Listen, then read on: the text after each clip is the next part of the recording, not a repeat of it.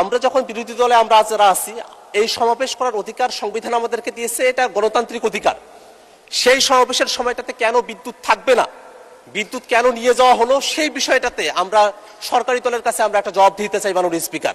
আমাদের অফিসের সামনেও ককটেল বিস্ফোরণ ঘটানো হয়েছিল। মাননীয় স্পিকার, এই দেশে সরকারি দলের যেমন সমাবেশ করার অধিকার আছে, বিরোধী দলের এই একই ধরনের সমাবেশ করার অধিকার আছে, এবং সেই অধিকারের জায়গা থেকেই জুলাই মাসকে কেন্দ্র করে জাতীয় নাগরিক পার্টি এনসিপি আমরা সারা দেশব্যাপী জুলাই পদযাত্রার কর্মসূচি ঘোষণা করেছি। গতকাল আমাদের উদ্বোধনী সেশন ছিল। গতকাল রাতের বেলা আমাদের মাননীয় বিরোধী দলীয় চিফ হুইপ জনাব নাহিদ ইসলাম এমপি, আমি সহ আমাদের কেন্দ্রীয় নেতৃবৃন্দ আমরা সাভারে গিয়েছিলাম, একটা সমাবেশে উপস্থিত হয়েছিলাম।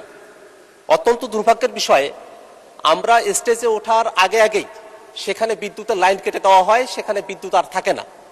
আমরা বিদ্যুতের জন্য যোগাযোগ করেছিলাম, কিন্তু কোনোভাবেই যোগাযোগ করে আমরা সমর্থ হয়ে উঠতে পারি নাই। এবং সেখানে যখন বক্তব্য চলছিল, হঠাৎই সেই সমাবেশে যারা শ্রোতারা আছেন তাদের মাঝখানে সেখানে একটা বিস্ফোরণ ঘটানো হয়, ভয়াবহ বিস্ফোরণ।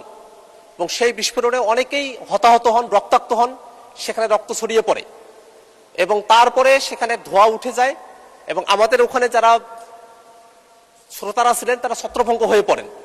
আমরা সমাবেশ সংক্ষিপ্ত করে আমরা থানায় গিয়েছিলাম। মাননীয় স্পিকার, আমরা যখন বিরোধী দলে আমরা যারা আছি, এই সমাবেশ করার অধিকার সংবিধান আমাদেরকে দিয়েছে, এটা গণতান্ত্রিক অধিকার।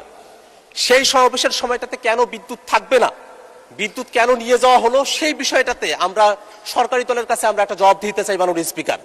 পাশাপাশি আমরা যখনই জুলাইকে নিয়ে কোনো প্রসঙ্গ নিয়ে আসি, জুলাইকে নিয়ে যখনই আমরা কোনো আন্দোলন সংগ্রাম বা কোনো প্রোগ্রামের কর্মসূচি আমরা ঘোষণা করি, সেই সময়টাতেই নানাভাবে আমাদেরকে বাধাগ্রস্ত করার চেষ্টা করা হয়। যারা জুলাইয়ের পতিত শক্তি আছে তারা নানাভাবে আমাদেরকে বাধাগ্রস্ত করে। এর আগেও আমাদের অফিসের সামনেও ককটেল বিস্ফোরণ ঘটানো হয়েছিল। গতকাল যে বিস্ফোরণ ঘটানো হয়েছে সেখানে বিরোধী দলীয় চিফ হুইপ উপস্থিত ছিলেন, আমি নিজে উপস্থিত ছিলাম, আরো নেতৃবৃন্দ উপস্থিত ছিলেন। ভয়াবহ ক্ষতির মধ্যে আমরা পড়তে পারতাম। এমত অবস্থায় যারা পতিত স্বৈরাচার আছে এবং যারা নানাভাবে সমাজে স্বাভাবিকীকরণের দিকে অগ্রসর হচ্ছে, তাদের ব্যাপারে আসলে সরকারের তরফ থেকে পদক্ষেপ কি, সেটা মাননীয় স্বরাষ্ট্রমন্ত্রী যদি এখানে থাকতেন তার কাছেই জানতে চাইতাম।